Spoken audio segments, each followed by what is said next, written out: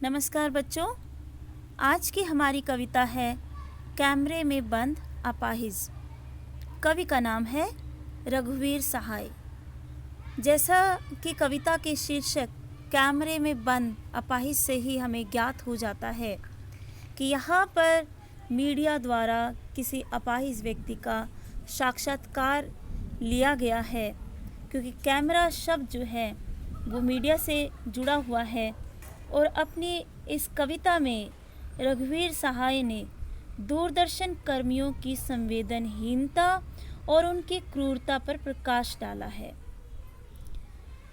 आज मीडिया की व्यावसायिकता इतनी ज़्यादा बढ़ गई है, उनका रवैया व्यावसायिक हो चुका है, जिसके कारण वो संवेदनशीलता को दरकिनार कर रहे हैं।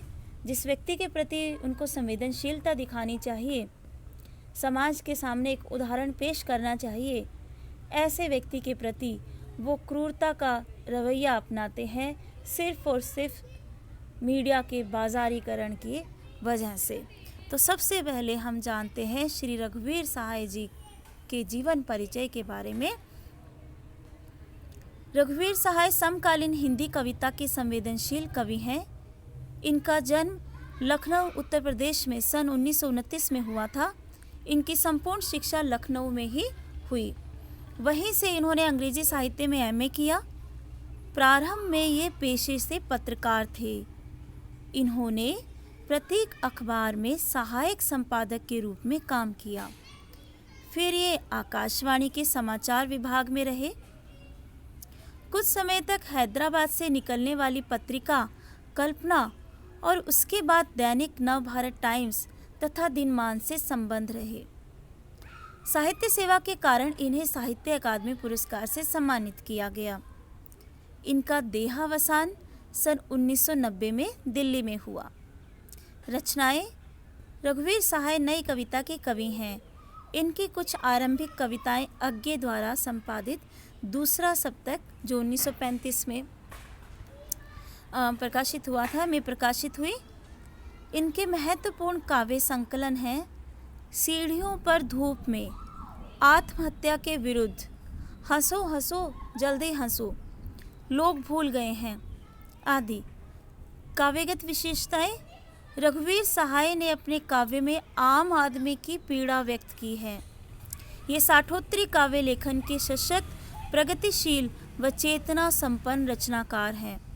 इन्होंने सड़क, चौराहा, दफ्तर, अखबार, संसद, बस, रेल और बाजार की बेलौस भाषा में कविता लिखी है। तो जैसा यहाँ बताया गया है कि वो आम आदमी की पीड़ा के कवि हैं, तो उसी पीड़ा को यहाँ पर भी एक अपाहिज व्यक्ति की पीड़ा क्या होती है और उसकी पीड़ा के प्रति जब कोई संवेदन शून्यता का रवैया अपनाता है तो कैसे उसके ज़ख्म और भी ज़्यादा हरे हो जाते हैं और भी ज़्यादा भर जाते हैं, ये व्यक्त किया है उन्होंने अपनी इस कविता में। यह कविता असल में दूरदर्शन जैसे दृश्य माध्यम पर एक कठोर और मुकम्मल टिप्पणी ही है। अक्सर समाचार चैनल किसी व्यक्ति या घटना की दुखपूर्ण दशा को प्रस्तुत करते समय अपनी संवेदना खोकर और पूर्णतः व्यावसायिक वृत्ति से संचालित होकर उसे अपने व्यवहार से कैसे और भी क्रूर बना देते हैं, यही बात कविता हमें बताती है। जहाँ संवेदना का सर्वोच्च स्तर होना चाहिए था, वहीं पर इसके उलट क्रूरता का भयानक रूप प्रकट होता है। रघुवीर सहाय जी ने जब यह कविता लिखी थी, तब हमारे देश में दूरदर्शन एक सीमित दर्शक वर्ग तक सिमटा हुआ था, पर अब हमारी पूरी आबादी इसके प्रभाव में है। टीवी माध्यम के बाजारीकरण ने उसे और भी ज़्यादा संवेदनहीन बना दिया है। रघुवीर सहाय जी ने कविता की आँख से भविष्य को मानो बहुत पहले ही बाँच लिया था।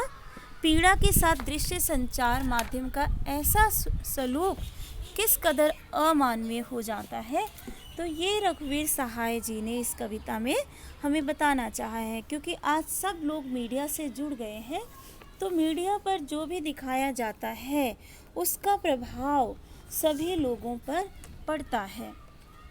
तो पहले हम इस कविता का आदर्श वाचन करेंगे और उसके बाद शब्दार्थ को समझेंगे। हम दूरदर्शन पर बोलेंगे, हम समर्थ शक्तिवान, हम एक दुर्बल को लाएंगे एक बंद कमरे में। उससे पूछेंगे, तो आप क्या अपाहिज हैं? तो आप क्यों अपाहिज हैं? आपका अपाहिजपन तो दुख देता होगा, देता है? कैमरा दिखाओ इसे बड़ा बड़ा। हाँ तो बताइए, आपका दुख क्या है? जल्दी बताइए, वह दुख बताइए। बता नहीं पाएगा। सोचिए, बताइए, आपको अपाहिज होकर कैसा लगता है? कैसा यानी कैसा लगता है? हम खुद इशारे से बताएंगे कि क्या ऐसा। सोचिए, बताइए, थोड़ी कोशिश करिए, यह अवसर खो देंगे। आप जानते हैं कि कार्यक्रम रोचक बनाने के वास्ते हम पोंछ पोंछ कर उसको रुला देंगे। इंतज़ार करते हैं आप भी उसके रो पड़ने का। करते हैं? यह प्रश्न पूछा नहीं जाएगा। और उसके होठों पर एक कसमसाहट भी। आशा है आप उसे उसकी अपंगता की पीड़ा मानेंगे। एक और कोशिश। दर्शक धीरज रखिए, देखिए, हमें दोनों एक संग रुलाने हैं, आप और वह दोनों। कैमरा बस करो, नहीं हुआ, रहने दो, पर्दे पर वक्त की कीमत है। अब मुस्कुराएंगे हम। आप देख रहे थे सामाजिक उद्देश्य से युक्त कार्यक्रम, बस थोड़ी ही कसर रह गई। धन्यवाद। तो इस कविता में जो कठिन शब्दार्थ हमारे लिए हैं वो है दूरदर्शन अर्थात टेलीविज़न, समर्थ साधनों से पूर्ण, शक्तिवान ताकतवर, दुर्बल कमज़ोर, अपाहिज विकलांग या दिव्यांग। आजकल हम अपाहिज नहीं कहते, दिव्यांग कहते हैं। रोचक मनोरंजक, पर्दा टेलीविज़न का स्क्रीन, तस्वीर दृश्य, कसमसाहट बेचैनी। तो पहला काव्यांश लेते हैं हम, कविता का शुरू का आधा हिस्सा। हम दूरदर्शन पर बोलेंगे, हम समर्थ शक्तिवान, हम एक दुर्बल को लाएंगे एक बंद कमरे में। उससे पूछेंगे, तो आप क्या अपाहिज हैं? तो आप क्यों अपाहिज हैं? आपका अपाहिजपन तो दुख देता होगा, देता है? कैमरा दिखाओ इसे बड़ा बड़ा। हाँ तो बताइए, आपका दुख क्या है? जल्दी बताइए, वह दुख बताइए। बता नहीं पाएगा। सोचिए, बताइए, आपको अपाहिज होकर कैसा लगता है? कैसा यानी कैसा लगता है? हम खुद इशारे से बताएंगे कि क्या ऐसा। सोचिए, बताइए, थोड़ी कोशिश करिए, यह अवसर खो देंगे। आप जानते हैं कि कार्यक्रम रोचक बनाने के वास्ते हम पूछ पूछ कर उसको रुला देंगे। इंतज़ार करते हैं आप भी उसके रो पड़ने का। करते हैं? तो इस काव्यांश में कवि हमें क्या कहना चाहता है कि कवि दृश्य माध्यम के एक पत्रकार की वृत्तियों को उघाड़ने के लिए उसे ही एक पात्र के तौर पर कविता में पेश करते हैं कि एक पत्रकार क्या करता है जब वो किसी दुर्बल को साक्षात्कार के लिए बुलाता है, तो उसकी क्या सोच होती है। वह पत्रकार कहता है कि हम दूरदर्शन पर अपना एक महत्वपूर्ण कार्यक्रम पेश करते हुए बोलेंगे। हमारे पास एक ऐसा प्रभावशाली माध्यम है कि उसके कारण स्वयं हम भी सबसे ताकतवर लोग कहलाते हैं। तभी इसमें कहा गया ना कि हम सबसे समर्थ शक्तिवान एक दुर्बल को लेकर आएंगे। तो मीडिया के जो लोग हैं, पत्रकार अपने आप को सबसे ज़्यादा ताकतवर समझते हैं, क्योंकि मीडिया का प्रभाव जो मीडिया कहती है वो सभी लोगों पर पड़ता है। हम एक कमज़ोर आदमी को अपने कार्यक्रम में प्रस्तुत करेंगे ताकि उसके दुखों और वेदना से हजारों दर्शकों में सहानुभूति जगा सकें। इस तरह हमारा कार्यक्रम लोकप्रिय बनेगा। उसे स्टूडियो के बंद कमरे में लाया जाएगा। तो यहाँ पर शुरू में मीडिया क्या बताना चाहता है कि हम एक दुर्बल व्यक्ति को इसलिए लेकर आ रहे हैं ताकि समाज उसकी पीड़ा से अवगत हो, हम उसके दुख को बांट सकें, सब लोग उसके प्रति सहानुभूति जगा सकें, अपना सकें। तो ये उद्देश्य रहेगा हमारे कार्यक्रम का। तो बंद कमरा यहाँ पर व्यंजनापूर्ण अर्थ देता है, मतलब दुनिया से कटा हुआ एक स्थल जहाँ पर और कोई नहीं होगा, सिर्फ एक पत्रकार और एक कमज़ोर व्यक्ति। तो पत्रकार महोदय उसे पहले दुनिया से अलग करते हुए इस जगह पर लाएंगे, फिर उससे सवाल करेंगे, बिल्कुल ही अर्थहीन सवाल कि आप क्या अपाहिज हैं। फिर दूसरा कि आप क्यों अपाहिज हैं। इसके बाद अगला सवाल भी कि आपका अपाहिजपन तो दुख देता होगा, देता है क्या। तो ये सारे के सारे सवाल जो हैं वो एकदम बेतुके सवाल हैं। ये ऐसे प्रश्न हैं जिनका कोई औचित्य नहीं है। दर्शक भी जान लेता है कि बेहद मूर्खतापूर्ण सवाल किए जा रहे हैं, पर वह पत्रकार ऐसे सवाल करता है, फिर भी करता है। क्यों? क्योंकि उसका सारा ध्यान एक अपाहिज की पीड़ा का प्रदर्शन करना मात्र है। उसके प्रति उसके मन में न तो संवेदना है, न दर्द, और न ही उसका दुख बांटने की वास्तविक भावना। क्योंकि यदि ऐसा होता तो वो ऐसे बेतुके सवाल बिल्कुल नहीं करता। तो यहाँ कवि ने कोष्ठक में कहा है, कैमरा दिखाओ इसे बड़ा बड़ा। यह दूरदर्शन पर प्रस्तुत किए जाने वाली पटकथा का हिस्सा है। कैमरे को निर्देश दिया जा रहा है कि जब वह दुखी अपाहिज आदमी जवाब न दे तो उसकी पीड़ा का बड़ा प्रदर्शन किया जाए, बड़ा करके दिखाया जाए उसको। तो जो व्यक्ति अपाहिज है वह हतप्रभ है, हैरान हो जाता है। ऐसी परिस्थिति का उसे कभी सामना नहीं करना पड़ा जब कोई कैमरा लेकर स्टूडियो में उससे ऐसे सवाल कर रहा हो। इसलिए वह घबराया हुआ है, डरा हुआ भी। पर पत्रकार महोदय को उसके भय और इस अजीब हालत से कोई सरोकार नहीं है। क्यों? क्योंकि उनका उद्देश्य तो व्यावसायिकता का उद्देश्य है, धन कमाना है, अपने चैनल के टीआरपी बढ़ाना है। वे लगातार सवाल कर रहे हैं, कैमरा चालू है, समय बीत रहा है। वे पूछ रहे हैं, हाँ तो बताइए आपका दुख क्या है, जल्दी बताइए, वह दुख बताइए। पर अपाहिज आदमी तो घबराया हुआ है, वह जवाब नहीं दे पा रहा। तब पत्रकार उसे उत्तर देने के लिए उत्साहित करते हैं। जो ब्रैकेट में उसके बाद कैमरा दिखाने के बाद फिर आगे लिखा हुआ ना, सोचिए बताइए आपको अपाहिज होकर कैसा लगता है। कैसा यानी कैसा लगता है, इस पर भी जवाब नहीं मिलता।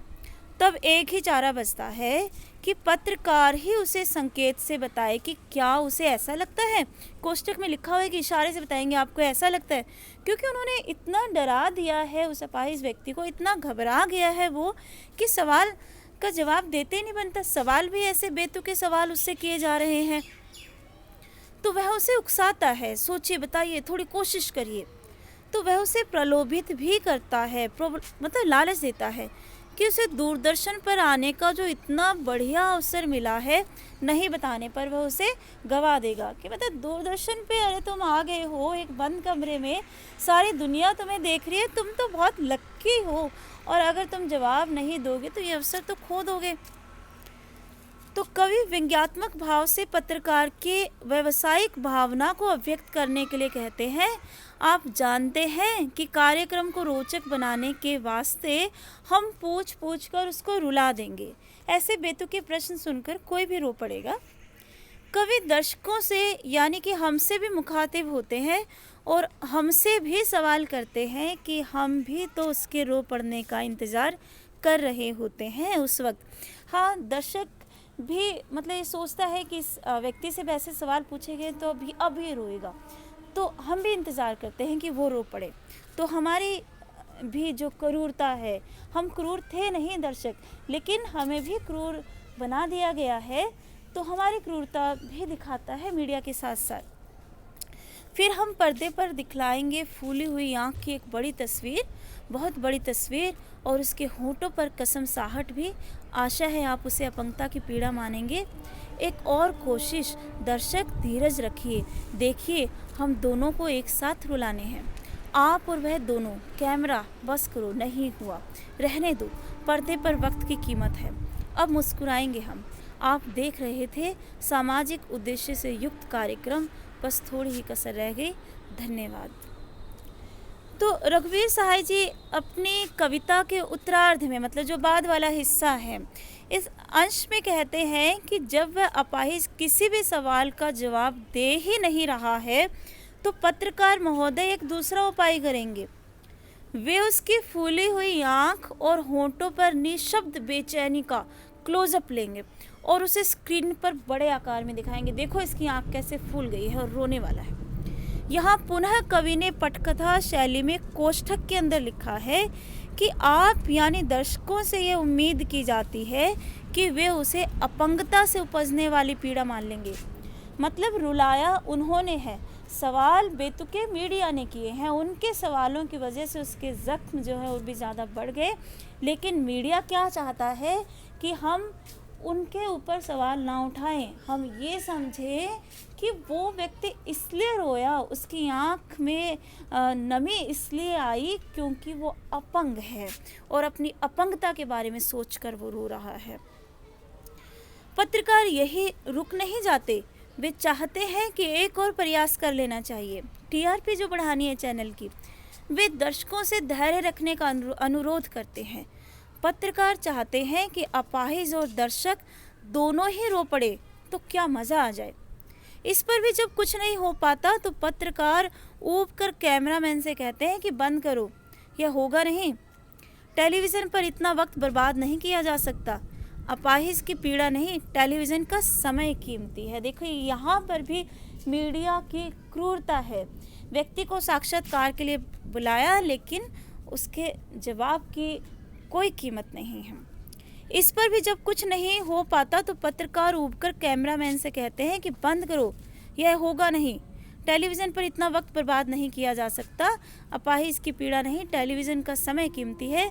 कवि संकेत में कह जाते हैं कि यही है बाजारीकरण की भाषा और उसकी चेतना।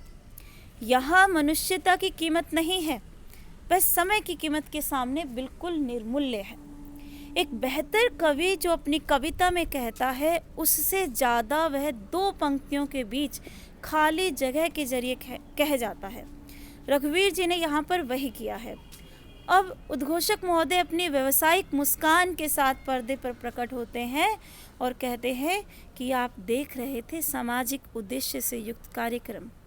यहाँ सामाजिक उद्देश्य पद में व्यंग्य है, व्यंजनार्थ है कि असल में तो एक व्यावसायिक कार्यक्रम ही था, क्योंकि सामाजिक कार्यक्रम अगर होता तो मीडिया यहाँ पर संवेदन शून्यता का नहीं, संवेदनहीनता का नहीं, बल्कि संवेदनशीलता का परिचय देता। लेकिन यहाँ पर मीडिया ने व्यावसायिक रवैया अपनाते हुए अपनी क्रूरता को दर्शाया है।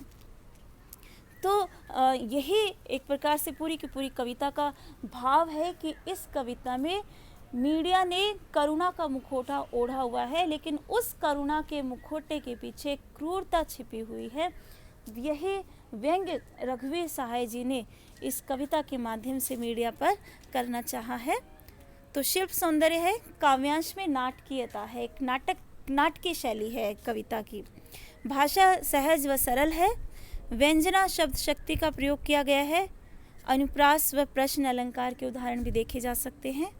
मुक्तक छंद है, उर्दू शब्दावली का सहज प्रयोग है, पर्दे पर में अनुप्रास अलंकार है, कविता में करुण रस है, भाषा में व्यंग्यात्मकता का गुण भी है क्योंकि व्यंग किया गया है ना, तो व्यंग्यात्मकता का गुण है। और कविता में एक अपाहिज का साक्षात्कार किए जाने का बिंब प्रस्तुत हुआ है, तो दृश्य बिंब भी इसमें है। तो बच्चों ये कविता थी आज की। और आपका गृह कार्य क्या है कि यदि आपको शारीरिक चुनौती का सामना कर रहे किसी मित्र का परिचय लोगों से करवाना हो तो आप किन शब्दों में करवाएंगे, ये आपने काम करना है। धन्यवाद।